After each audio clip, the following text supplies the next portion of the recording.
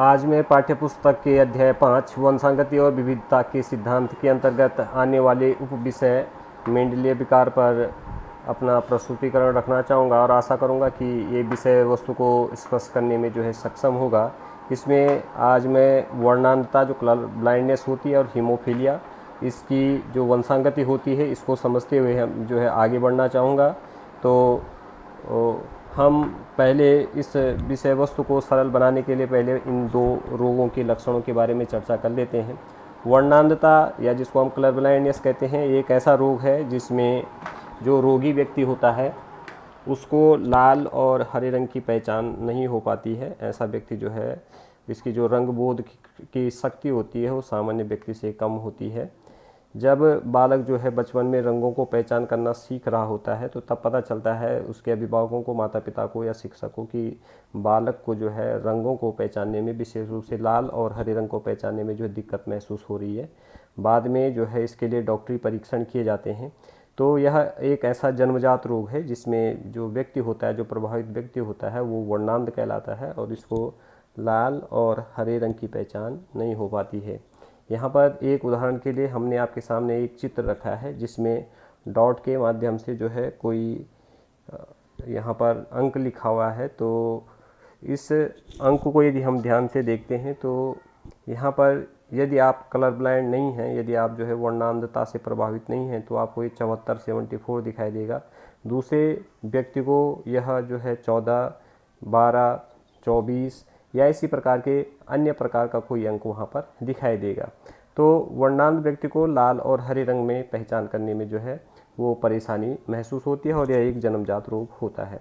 दूसरा रोग होता है हीमोफीलिया, जिसकी हमने चर्चा करनी है कि कैसे पीढ़ी दर पीढ़ी आगे बढ़ता है। ऐसा रोग है जिसमें ऐसे व्यक्ति का जब खून बहता है, खून बहने पर वो बंद नहीं होता है। तो यदि चोट लगती है और अन्य कारणों से खून बहने पर खून का बहना बंद नहीं होता है और ये जानलेवा रोग हो जाता है। तो सामान्य तौर पर पुरुषों में यह रोग नहीं मिलता है और महिलाएं इसकी वाहक होती हैं। और इस रोग के प्रचार प्रसार के लिए 17 अप्रैल को हम विश्व हीमोफीलिया दिवस मनाते हैं। अब आते हैं हम इसके वैज्ञानिक दृष्टिकोण पर। यहाँ पर हम ये देखेंगे कि जो डीएनए होता है, जो डीएनए में स्थित जीन होते हैं वो किसी भी जीव के लक्षणों को निर्धारित करते हैं। इन जीनों में कई बार परिवर्तन हो जाता है, रूपांतरण हो जाता है, जिसको हम उत्परिवर्तन कहते हैं। और उत्परिवर्तन के कारण आनुवंशिक रोग उत्पन्न हो जाते हैं।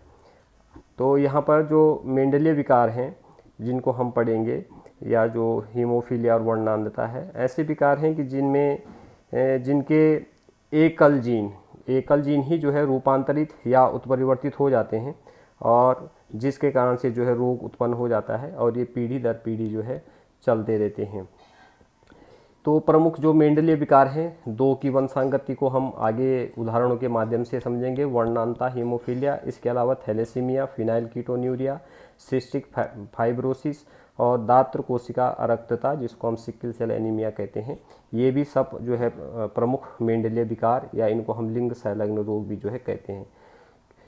क्यों इनको हम लिंग संलग्न रोग कहते हैं? इनके जो जीन होते हैं, इन रोगों के जो जीन होते हैं जो इसके लक्षणों को निर्धारित करते हैं, वो लिंग गुणसूत्रों पर स्थित होते हैं। जैसे वर्णांधता है तो इनके जीन लिंग गुणसूत्रों पर स्थित होते हैं, अतः इनको हम लिंग संलग्न रोग भी कहते हैं। और जो लिंग गुणसूत्र का जो एक्स वाला गुणसूत्र होता है, पुरुष में XY और स्त्रियों में XX, तो जो एक्स वाला गुणसूत्र है दोनों में, स्त्रियों के दोनों और पुरुष का एक X, इस पर इन रोगों के अप्रभावी जीन स्थित होते हैं। तो इसलिए इनको एक्स संलग्न रोग भी कहते हैं, क्योंकि एक्स जो गुणसूत्र है उसके असमजात खंडों पर इन रोगों के जीन उपस्थित होते हैं। तो इनको हम एक्स संलग्न रोग भी कहते हैं। पुरुषों में केवल एक ही एक्स गुणसूत्र होता है, तो इस जीन का युग्म विकल्प भी वहाँ पर उपस्थित नहीं होता है। तो पुरुष के यदि किसी एक एक्स में भी यह इस रोग के जीन उपस्थित हो जाते हैं तो पुरुष में यह रोग प्रदर्शित हो जाता है, दिखाई देता है। और स्त्रियों में यदि केवल एक ही एक्स पर है तो स्त्रियां वाहक होती हैं, लक्षण प्रदर्शित नहीं होते हैं। जब तक कि उसके दोनों एक्स पर इसके संयुग्मजी जीन उपस्थित नहीं हो जाते हैं, तब तक ये प्रदर्शित नहीं होता है। तो पुरुषों में दो कंडीशन होती हैं, या तो पुरुष रोगी होता है या पुरुष सामान्य होता है। पुरुष इसका वाहक नहीं होता है और स्त्रियों में इसकी जो है 3 कंडीशन आती हैं। स्त्रियां सामान्य होती हैं, स्त्रियां वाहक हो सकती हैं, या स्त्रियां रोगी हो सकती है। सामान्य स्त्री जब किसी भी एक्स पर इसका जीन जो है उपस्थित नहीं है, वाहक स्त्री जब किसी एक एक्स पर इन रोगों का जीन उपस्थित है, और रोगी स्त्री जब जो है दोनों एक्स गुणसूत्रों पर इन रोगों के जीन उपस्थित हैं। यहाँ पर जब हम इनकी वंशांगति को समझने की कोशिश करेंगे, समझेंगे, तो इसकी 5 कंडीशन आती हैं कि यदि सामान्य पुरुष और रोगी महिला है, इसकी संतान में किस प्रकार से जो है यह रोग आगे वंशांगत होगा। सामान्य पुरुष और वाहक महिला, रोगी पुरुष और जो है सामान्य महिला, रोगी पुरुष, वाहक महिला, और रोगी पुरुष और रोगी महिला। 5 प्रकार की जो है स्थितियां यहाँ पर उत्पन्न होती हैं, जिनको हम एक एक करके आगे जो है समझने का प्रयास करेंगे, कैसे करके जो है यह रोग जो है आगे बढ़ता है। प्रतीक चिन्ह के माध्यम से हम इसको रिप्रेजेंट करेंगे। तो यहाँ पर सामान्य पुरुष को हम XY से रिप्रेजेंट करेंगे। रोगी पुरुष के X पर हम एक गोल चिन्ह खींच देंगे समझने के लिए, ताकि ये पता चल जाए कि इस X गुणसूत्र पर जो है रोग के जीन उपस्थित हैं। महिला में सामान्य महिला को XX से रिप्रेजेंट करेंगे। वाहक महिला के किसी एक X पर, चाहे पहले वाले X पर चाहे दूसरे वाले X पर, हम एक गोल सर्कल खींच देंगे, यह प्रदर्शित करने के लिए कि इस X पर जो है रोग का जीन उपस्थित है। और रोगी महिला के दोनों X पर जो है हम जो है चिन्ह बना देंगे, ताकि ये पता चल सके कि इन दोनों X गुणसूत्रों पर रोग के जीन उपस्थित हैं। अब हम पहली कंडीशन पर आते हैं कि सामान्य पुरुष और रोगी महिला की यदि की संतानों में हम देखें कि ये हीमोफीलिया, वर्णांधता या ये जो मेंडेलिया रोग हैं, इनका जो है वंशांगति किस प्रकार से होती है। सामान्य पुरुष को हम XY से रिप्रेजेंट करते हैं।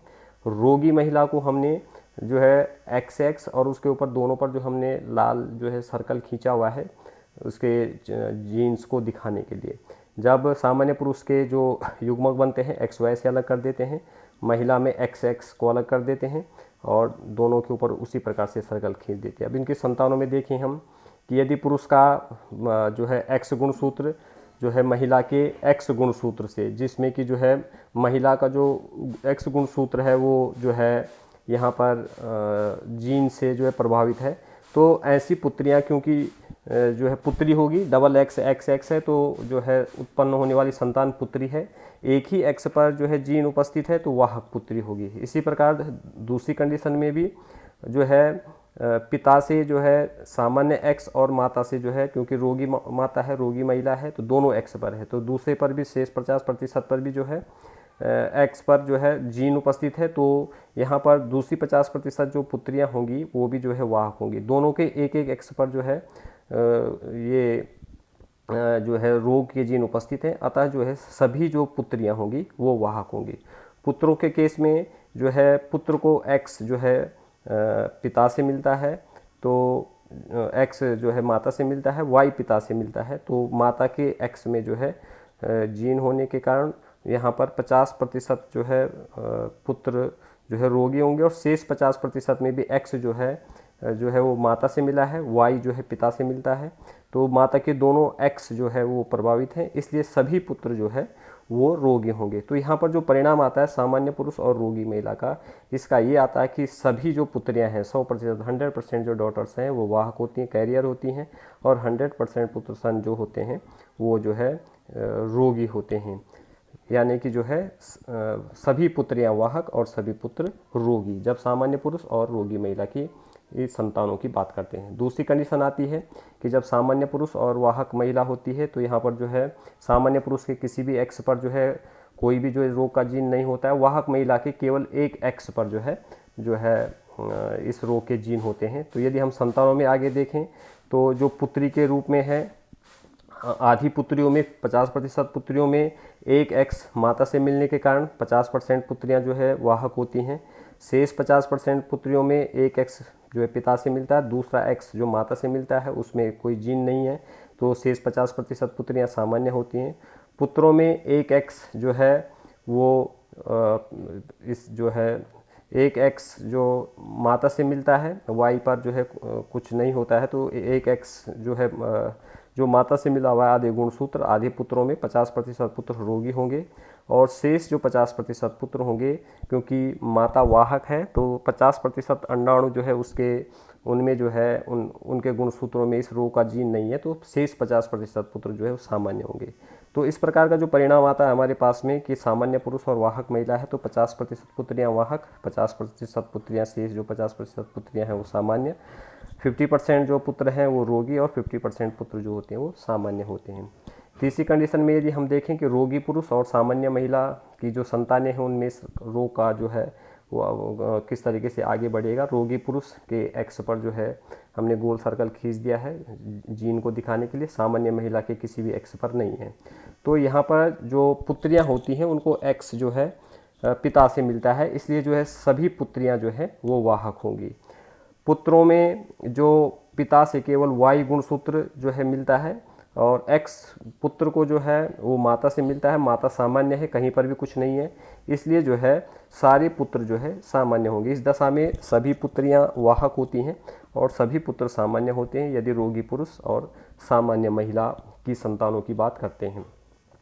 चौथी कंडीशन में रोगी पुरुष तथा वाहक महिला है, पुरुष के एक्स गुणसूत्र को जो है चिन्ह से दिखाया गया है, वाहक महिला के केवल एक एक्स को जो है हमने रिप्रेजेंट किया हुआ है, एक ही सर्कल उस पर खींचा गया है। तो यहाँ पर यदि हम देखें कि जो है 50% जो पुत्रियाँ होती हैं जिनको पिता का एक्स गुणसूत्र और माता का प्रभावित एक्स गुणसूत्र मिलता है तो रोगी होती हैं। शेष 50% पुत्रियाँ जिनमें एक एक्स उनको जो है पिता से मिलता है, दूसरा सामान्य एक्स माता से मिलता है, तो वाहक जो है ये लड़कियां पुत्रियां होती हैं। लड़कों के केस में एक्स जो प्रभावित एक्स माता से मिलता है, वाई पुरुष पिता से मिलता है, तो ऐसे जो है पुत्र जो है रोगी होते हैं।